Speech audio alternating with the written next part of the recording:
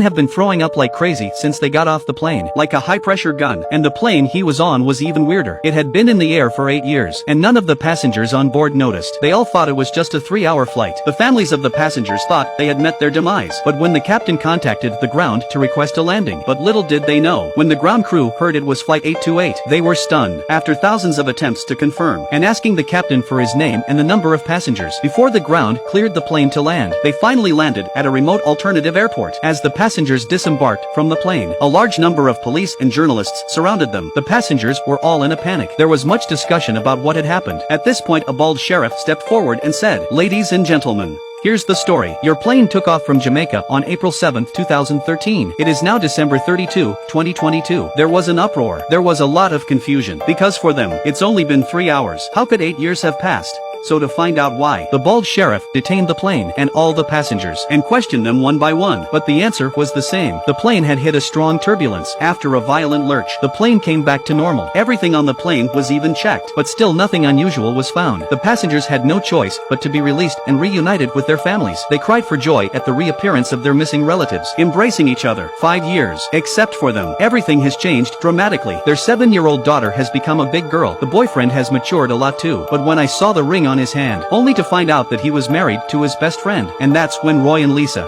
the siblings. It was then that they realized they had really been gone for 8 years. After all the passengers had left, the local incident investigation team stepped in. They wanted to find out why the plane had been flying for 8 years. No refueling was needed, and all the passengers hadn't changed at all. The investigation team sensed that this was something out of the ordinary. It's not as simple as it seems.